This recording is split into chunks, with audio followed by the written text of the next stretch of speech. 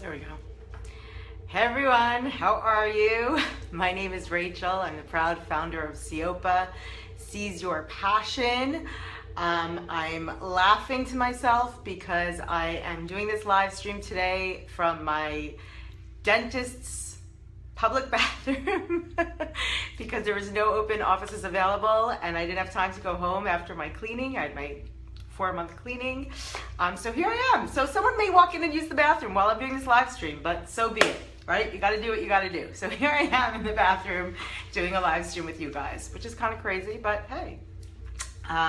So like I said, I am the proud founder of Seyopa, Seize Your Passion, which is all about being inspired to take action, inspired action to realize your dreams, achieve your goals, become your best self, whether it be personally, professionally, spiritually, financially, mentally, or as I am discovering, that's part of what I want to talk about today, it's really all of those components in one. Because once you start on a journey of personal growth in any one area, you'll discover that, and what I'm discovering is that it ties in, you can't have one without the other, that they all tie into you, because those are all different parts of you, right? Your personal life, your professional life, your financial life, your wants and desires, your spiritual life, and they're all integrated and they all converge. And for me, in fact, specifically, I started this personal growth journey because I started this company. So it was a professional dream of mine to realize. And I've discovered along the way, in large part doing these live streams and sharing with you my thoughts of the week, my lessons of the week on my journey and my growth, that the entrepreneurial journey is very much a self-discovery journey. And as much as I'm learning about the entrepreneurial side of things and the growth that I'm having there, it's equally applying to every part of my life, my relationships, my personal life, the way I think about financials, the way I think about my spiritual side, my intuition, all the parts of us that make us us. It's the mind, body, and soul ultimate convergent. Wow. Hi, Daniel. You're never here. Cool. I'm actually in the bathroom of my dentist's office because I had nowhere else to do this. So this is fun. So anyway, today's topic is owning up. And here's what I've been thinking about this week. First of all, if you are going to take any sort of journey of personal growth, again, whether it be personally, professionally, financially, mentally, spiritually, or otherwise, any area of your life that you want to realize a dream, achieve a goal, create fulfillment, or just become your best self and discover your, what I like to call personal legend and the reason for you even being in existence, right? That's the ultimate existential human condition and experience that we all share, and we've shared it from the beginning of time, right? Is why are we here? What is the purpose of our life? So we all want fulfillment, purpose, passion, and ultimately to be happy and understand why we're here and fulfill that. So in order to even begin that process and begin that journey, you have to be aware of it. And to be aware of that, you have to be self-aware. And the journey really begins with the fundamental understanding that it's a journey of self-discovery and that there's no such thing as growing up, or there's no finish line, so to speak, and this is really easy to understand when you think about a lot of people who talk about, following a dream or achieving a goal and waiting for that moment where they've arrived, right? If you think about celebrities or anyone that you look up to that's achieved something that you think, wow, they've done it, like look what they've done, and they talk about literally across the board. It's very common, people who have arrived, so to speak, right? They've reached the top of what they thought was their ultimate goal, and they realize that they haven't arrived because there is no such thing as arriving or getting to that finish line when it comes to your personal journey and your personal growth in the big picture of life, right? There's evolution and there's constantly growing up, but there's never that's it. You know, we think about when we're kids, oh, when I grow up, I want to be this, or when I grow up, I want to do that. And then we reach a certain point in our life where we do that, or we become that, and we're like, well, no, you're not done. And if you do feel that you're done, that you've achieved everything there is to achieve, that you've grown as much as you have, that you've arrived, well, then that's it, right? What's left? You know, the idea is that you're constantly growing up, and you never actually fully grow up. And that's the beautiful part of the personal growth journey, right? Is that it's infinite and endless, and you're always working on getting to that next level and becoming your best and highest self, which again, there is no finish line to that. So that's sort of the first fundamental piece of it, is that basic sort of self-discovery and self-awareness, and recognizing that you are on this continuous personal growth journey that does not have a finish line. It's just a matter of evolution, and not, you know, let me reach a certain height and then I'm done. And then what I want to tie that into what I've been thinking about this week, of the notion of owning up, and basically having personal accountability and personal responsibility for you and your life on that journey, right? So first, you have to be aware that you're even on this journey, and that it is a personal growth journey, a continuous, ever evolving, with no finish line journey. And then the first fundamental, I think, building block of being able to embark on that journey is this notion of owning up and personal accountability. And I wanted to share with you an article in the comments below, and maybe I'll do it afterwards, but I have no Wi-Fi here in the bathroom.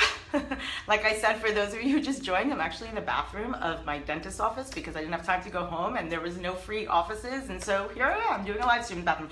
There's no Wi-Fi, and I wanted to read from you some excerpts from this article, but maybe I'll just post it in the links anyway. So I'll try and recap what I remember best from these two articles that I read about this notion of personal accountability and owning up to our own self and our life and our journeys, right? So the first part is the sort of pre-mindset before the fact of, before you can actually embark on that journey of personal growth and self-discovery. I'm not going to the bathroom. Okay, thanks, Daniel. You have to sort of continuously commit to the ongoing journey, right? To that notion of there is no finish line, and it's a continuous ongoing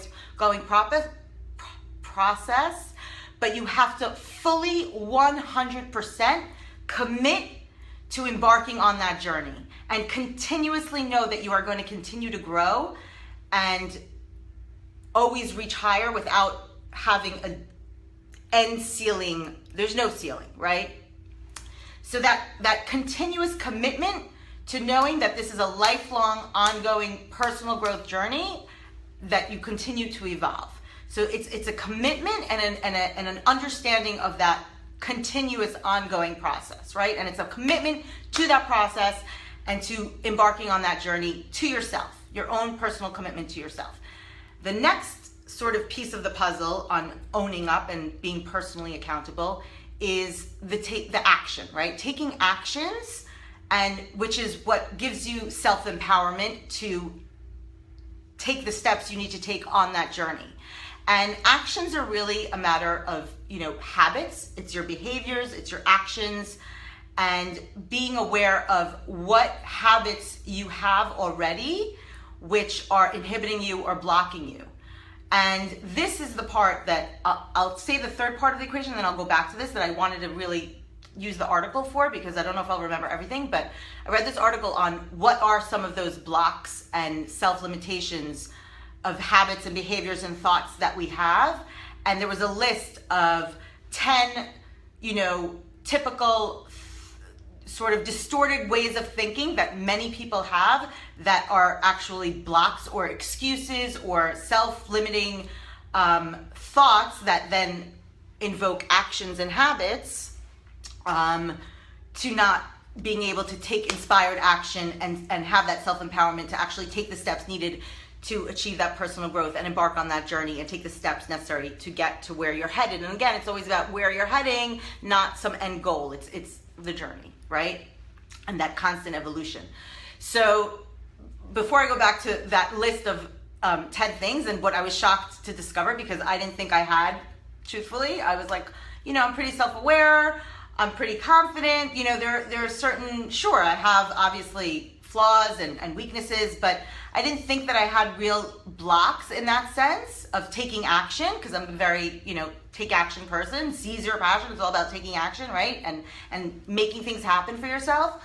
But what I realized is I literally had, naturally, when I'm not conscious about it, when I'm not thinking about it, I have 9 out of 10 of those distorted sort of ways of thinking that block you. So I'll get back to that in a second.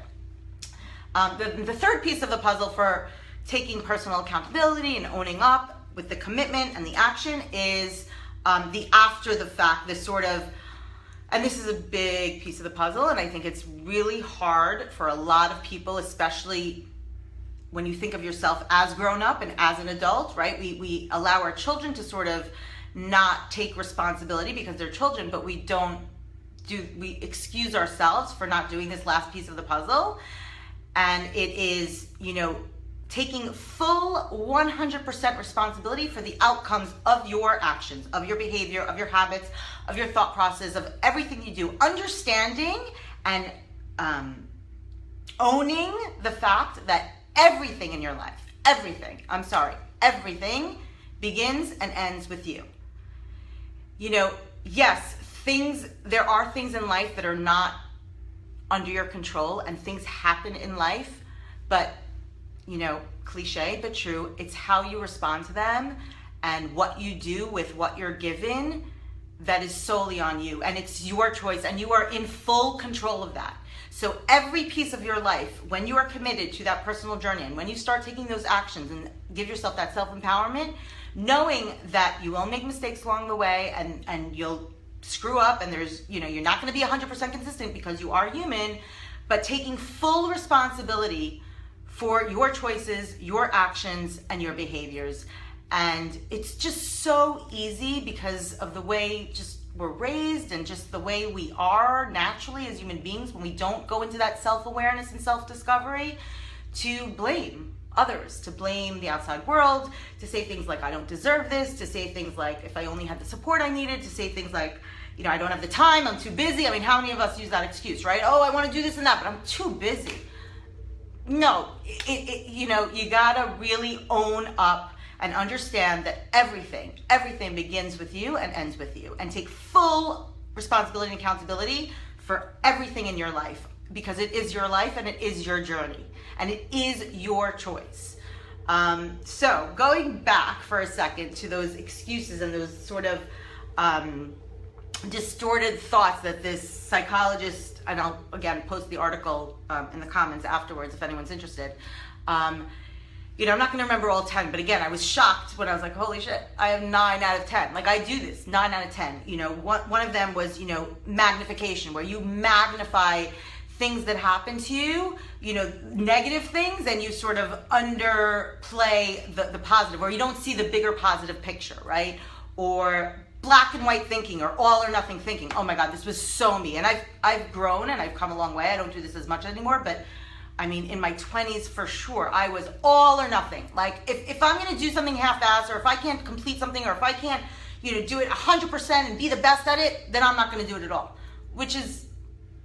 That's a blockage, right? There's no way you're going to truly embark on that personal journey and get to that constant evolution and integrate all those different parts of yourself and have that self-awareness and have that self-growth and have that self-discovery if it's a matter of all or nothing, because life is not about all or nothing. And I hate to use sort of esoteric language, but I'm sorry, I'm starting to believe it more and more. There is a flow in the universe and we are part of it. And if you can connect to it by not being black or white and not having to be the best at everything and not magnifying the negative and incorporating an attitude of gratitude, all those things, they're simple truths, but, and I say this almost every single week, and it's so true, the most profound truths are the simplest ones, but they're hard.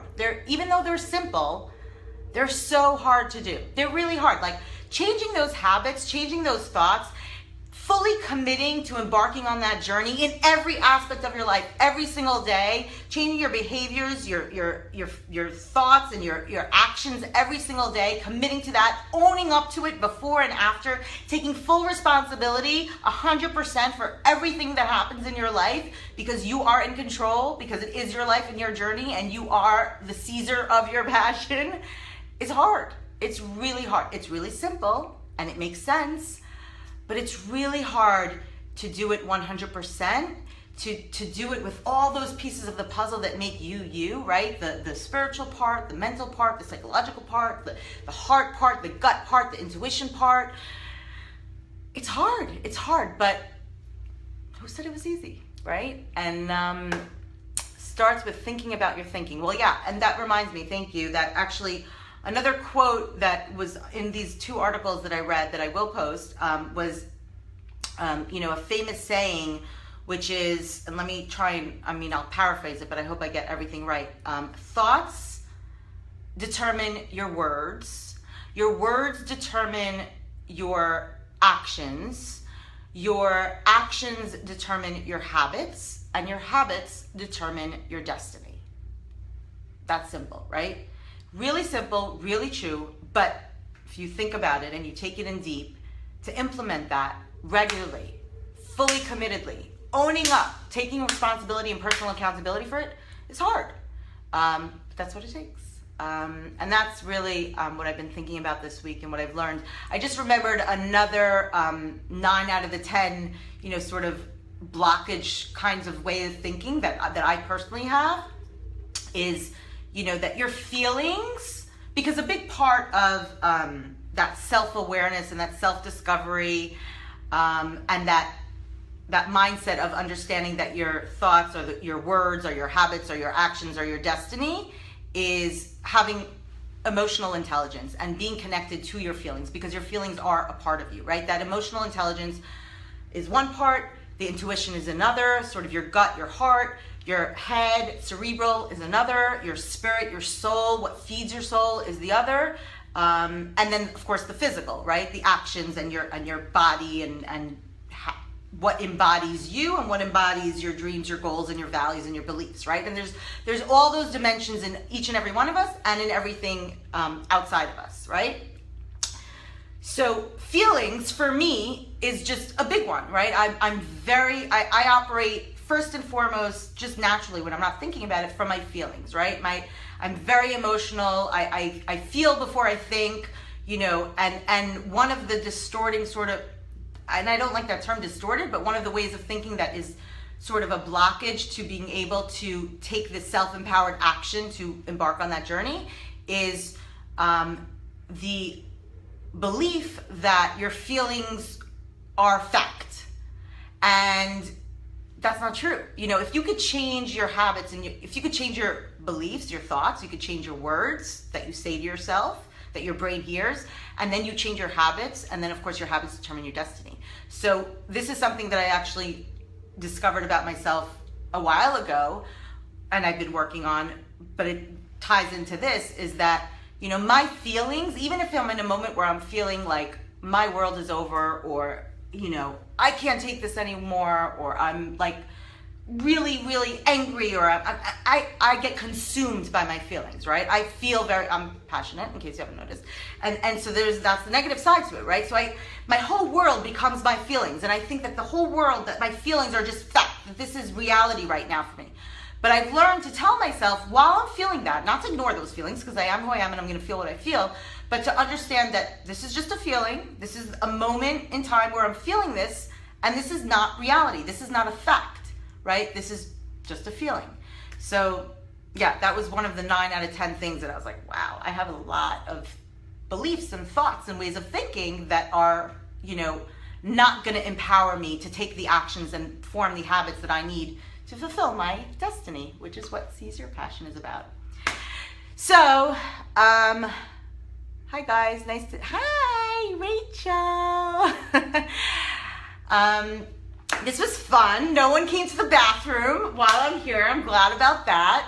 Next time, hopefully I will be doing this from my home and not from a bathroom in my dentist's office, but you gotta do what you gotta do. And that's it. Those are my thoughts for this week. I will post later on when I have Wi-Fi the 2 articles that touch on this. I think it's really cool to own up, take personal accountability for yourself and for everything in your life. I really think that that's one of the most basic fundamental things you can do to seize your passion, to become your best self, realize your dreams, achieve your goals, and fulfill your personal legend and why you're here. Scarface style in the toilet. Yeah, not quite, but thanks for that. See you guys next week. Thanks, guys. Bye.